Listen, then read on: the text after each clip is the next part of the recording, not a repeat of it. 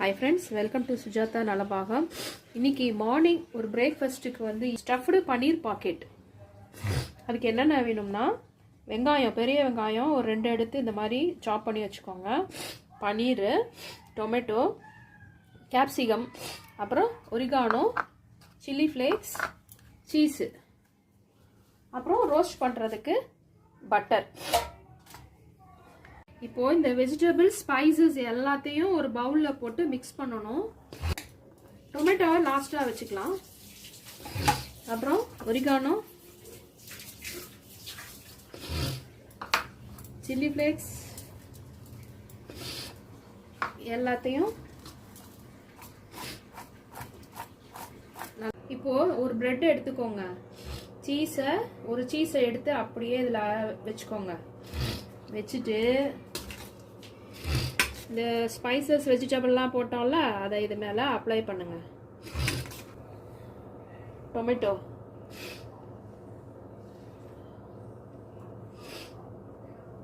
இப்போ இதுக்கு மேலே இன்னொரு சீஸு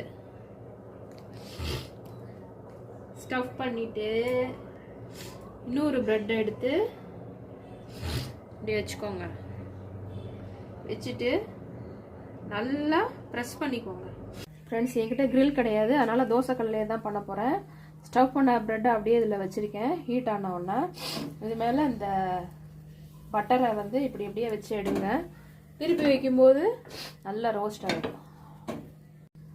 பார்த்தீங்களா, ஒரு சைடு நல்லா ரோஸ்ட் ஆயிடுச்சு. உள்ளுக்குள்ளேயும் அந்த சீஸ் வந்து நல்லா மெல்ட் ஆகுது பாருங்க. அப்படியே தெரியுதா?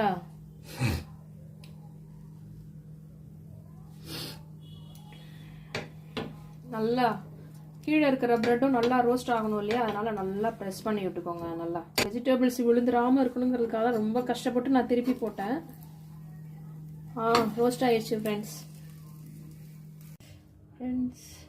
இப்போ பாருங்களேன், அப்படியே இந்த சீஸ் மெல்ட் ஆகி சுட சுட எப்படி இருக்கு பாருங்க. அந்த கேப்சிகம் வாசனை, ஒரிகானோ வாசனை, சில்லி ஃப்ளேக்ஸு, ஆனியனு, டொமேட்டோ எல்லாம் சேர்ந்து சாப்பிடுங்குது. வீட்லேயும் இதை குட்டீஸ்க்கெலாம் செஞ்சு கொடுங்க, ரொம்ப நல்லா இருக்கும். கமெண்ட் பண்ணுங்க, லைக் பண்ணுங்க, ஷேர் பண்ணுங்க. மெயினாக என்னோட சேனலை சப்ஸ்கிரைப் பண்ணுங்க. அடுத்து ஒரு நல்ல ரெசிபியில் பார்க்கலாம். தேங்க்யூ. உங்களால் அப்படியே சாப்பிட முடியலன்னா 2 பார்ட்டிஷன் போட்டுக்கோங்க. பாட்டை எடுத்துட்டு பார்த்தீங்களா, நல்லா எடுக்க வருது பாருங்க.